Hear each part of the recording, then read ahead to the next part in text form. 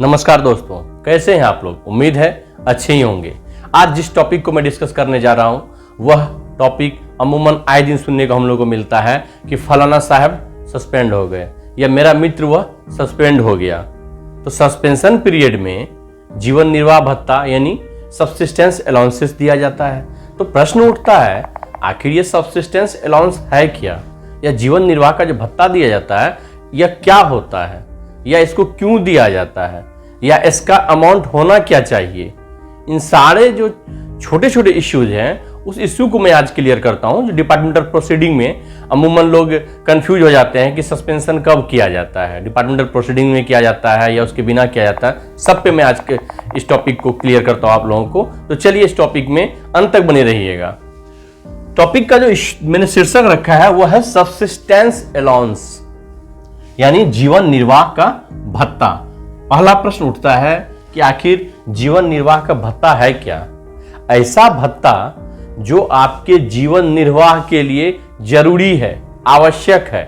वैसे ही भत्ते को या अलाउंसेस को क्या कहा जाता है, सब्सिस्टेंस अलाउंस यानी जीवन निर्वाह का भत्ता।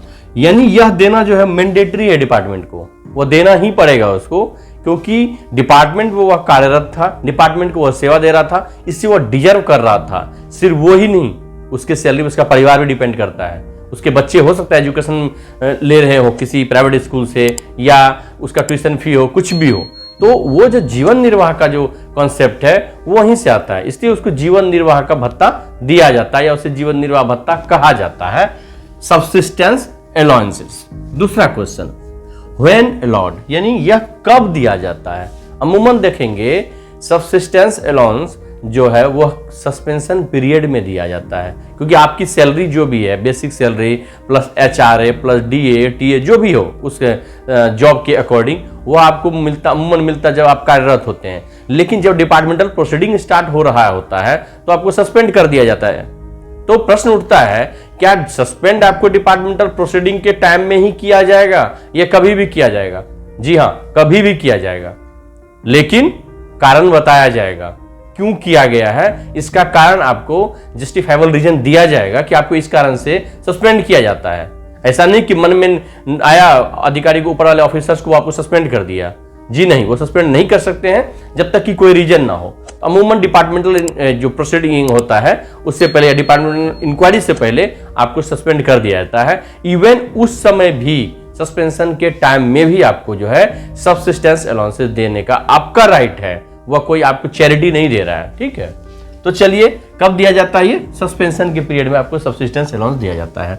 तीसरा क्वेश्चन है व्हाई गिवन, सबसे इंपॉर्टेंट क्वेश्चन, आखिर सब्सिस्टेंस अलाउंसेस जो है वह क्यों दिया जाता है। यदि आप पे डिपार्टमेंटल प्रोसीडिंग स्टार्ट हो चुका है, डोमेस्टिक इंक्वायरी स्टार्ट हो चुका है, तो आपको उस समय में सस्पेंड किया जाता है, आपसे कार्य लिया नहीं जाता, सिर्फ अटेंडेंस आपको हेडक्वार्टर में लगाना होता है, तो भी आपको सरकार रुपया या वह संस्था यानी बैंकिंग सिस्टम आपको रुपया क्यों देती है, जिस भी सिस्टम में आप काम करते हैं, बैंकिंग हो, फाइनेंशियल इंस्टीट्यूशन हो, एटसेट्रा।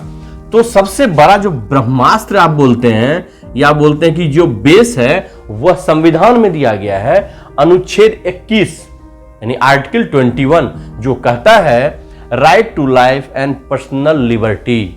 जो आपकी लिबर्टी होती है, स्वतंत्रता होता है, जीने का अधिकार है आपका, वह अधिकार कहीं न कहीं आपको संविधान प्रोवाइड करता है। उसी जीने के अधिकार को, डिग्निफाइड लाइफ जीने के अधिकार के लिए आपको जो है बेसिक रुपया दिया जाएगा, ताकि आप उस पीरियड में भी, क्योंकि कई बार सरकारी प्राइवेट का तो होता है कि 2-3 महीने में या तो कंक्लूड करेंगे या तो टर्मिनेट कर देंगे, कंक्लूजन के बाद डिसीजन सुना देंगे।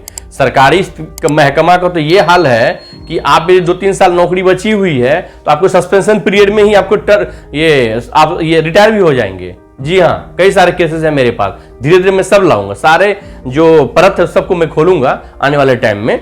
तो अभी यही समझते हैं आखिर क्यों दिया जाता है, जिसका बेस क्या है, अनुच्छेद 21 जो अधिकार देता है कि आपको सब्सिस्टेंस अलाउंसेस देना पड़ेगा, नहीं देना चैरिटी नहीं है, ये आपका राइट है। ठीक है, अब आते हैं how much amount is given, कितना अमाउंट सब्सिस्टेंस अलाउंसेस आपको दिया जाएगा। तो यह वेरी करता है, कई जगह पे डिपार्टमेंट का जो रूल्स है, कोड ऑफ कंडक्ट होता है, जो सर्विस कोड होता है, उसमें मेंशन रहता है कि यदि आप सस्पेंड होते हैं तो आपको इतना एज अ सब्सिस्टेंस अलाउंसेस दिया जाएगा। यदि कहीं पे मेंशन नहीं है तो सुप्रीम कोर्ट इसको इंटरप्रेट किए हुए कई सारे जजमेंट में कि ऐसे हालात में हाफ सैलरी जो है आपका वो आपको सब्सिस्टेंस अलाउंस के रूप में दिया जाता है। यदि इस सब में कोई भी दिक्कत आती है तो आप जो है कंसर्न अथॉरिटी से, अपने सुपरवाइजर से पूछ सकते हैं रिटर्न फॉर्म में कि क्या देता है, क्यों नहीं देता है। तो अब एक इंपॉर्टेंट क्वेश्चन मैं आप लोगों से पूछ रहा हूं, सोचिएगा, मैं भी इस पे आगे रिसर्च ही कर रहा हूं कि क्या आपका सैलरी को होल्ड किया जा सकता है क्या अधिकारी द्वारा। बिहार में तो ट्रेंड है कि डीएम साहब को आपका काम में कुछ भी नाखुशी लगा तो आपको सैलरी होल्ड कर लेंगे। तो मेरा जो अभी तक का ज्ञान है उसके अनुसार नहीं, आर्टिकल 21 नहीं बोलता है कि आपका सैलरी रोक लिया जाए। सैलरी यदि आपका 6 महीना होल्ड कर लेते हैं डीएम साहब, तो आप मुझे क्वेश्चन का जवाब दीजिए, यदि आपका लड़का मुखर्जी नगर में यूपीएससी की तैयारी कर रहा है तो क्या वो कर पाएगा क्या?